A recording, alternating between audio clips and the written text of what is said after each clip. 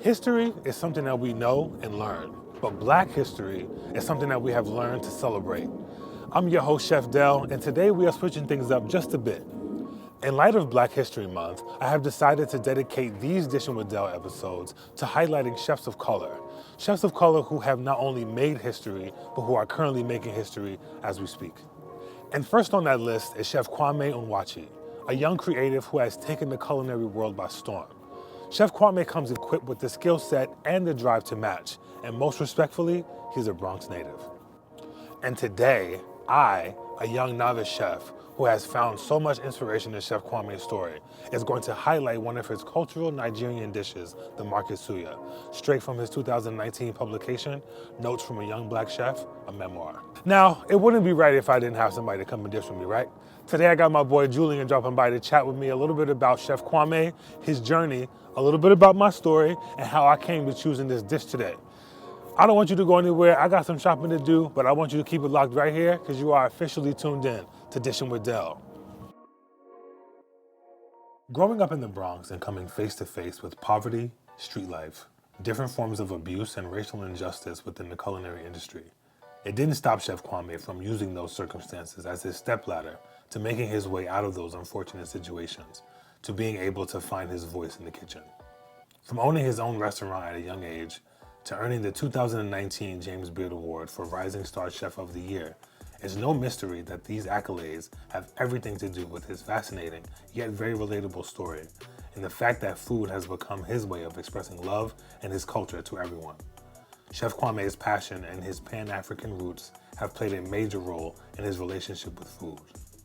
As chefs, we all have different histories, stories, and experiences that have contributed to our development and love for the craft. As I continue to develop as a chef, I am realizing that my culinary journey has more to do with desire and much less to do with culture. Chef Kwame comes from a long history of culinary geniuses, but to him, they were family. It was life. It was normal. It was being woken up to his aunt's red onion stew, or to using his mom's spice blend in one of his menu items at the Shaw Bijou, Chef Kwame's first restaurant in New Orleans. These things allowed Chef Kwame to be the influential culinary artist he is today. And chefs like me, young Black men of color, who are just discovering their voices in the kitchen, can follow in his footsteps. What's going on, man? Dell, welcome. my man. I appreciate you for Hey coming man, through, thanks brother. for having me, man. You know what I mean? Like, I'm a big fan of your work. Thank you. Definitely follow Thank you you. on the gram, see Thank you. all the dishes that you're chefing up, you know. So I'm trying. thank you for having me I'm trying. here. I appreciate it. Undisclosed location in the Bronx, you know what I mean? Home of hip hop, but home of great things, great people, such as yourself. So, you know, man, I kind of want to dig into what it is that you're actually cooking. Like, I know we spoke a little bit about what we were going to have. And I know that you have the show, and talk to me a little bit, man, just like about the chef that, you know, that inspired you, man. I guess more so like not only just how he inspired you, but does his story mirror your own? Like, you know, talk to me about him, man. Chef Kwame, like when I found him on Instagram, I think I was instantly just taken by his story because like it just mimics mine in so many different ways. First of all, his drive, his passion, his history. I think what I struggle with for me is I felt like I didn't really have a history when it came to cooking, and like I just kind of like found my own way through the kitchen, and like I just feel like he's come from this like rich background of like, you know, growing up in the Bronx and being born of this rich African culture. I think that for me is what I would have liked my story to be, but I think knowing that about him and being able to connect to that in different ways is what draws me to him. The path to just being great in the culinary arts, especially for persons of color, such as yourself, such as Chef Kwame, you know, it's not an easy one. It's not. You know, it's is anything ever really easy? Right. Right. Not for us. Not for us. Not for us. You know, hopefully we believe that, you know, things turn, right, and they become easier as they go. And they are. You know, right. And he's a great representation of that. Being a man of color, I think for me, that's the part for me that's just like, yeah, like you can be all of these things because he's done it, right? And like the journeys that he and I share that may be different. There's a lot of differences, but I think at the heart of it, we just want to make great food for people. Hey man, where's he from?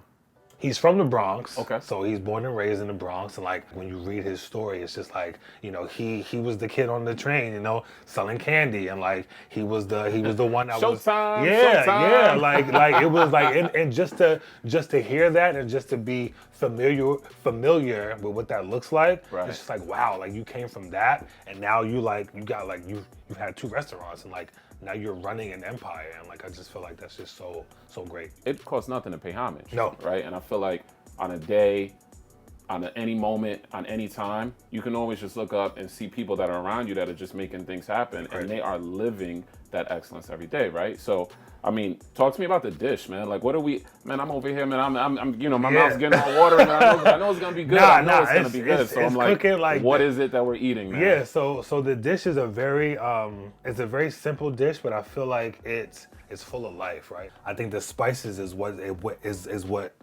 like gives you the heart of the dish and like the essence, yeah. Right. So it's simple stuff, right? Like onion powder, garlic powder, paprika, and like a lot of these same things are like used in other recipes as well.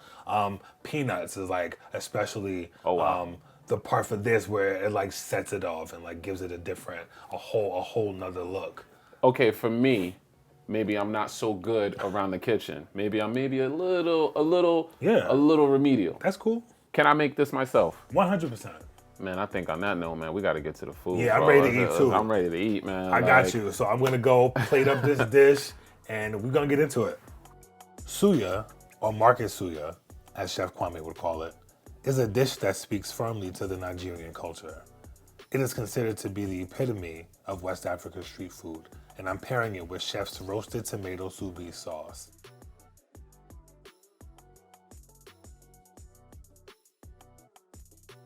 The dish is the perfect combination of savory and spice, from the peanut-based spice mix for the protein to the smooth, silky texture of the soubise. I can only imagine myself being in Nigeria in the middle of the marketplace and taking in all of the aromas and sounds of this and other foods that are a part of the street food lineup. The spices are what make this dish. A simple combination, giving you bold flavors and a taste of African culture in every bite. There is a story behind this dish. From the slow process of marinating the meats and letting them retain all that flavor, to hitting the hot grill and developing that nice caramelization on the outside and getting that juicy goodness on the inside. This is what cooking cultural dishes is all about. Taking your time to end up with something that is made with care and love and made to satisfy you and make you feel like you're home.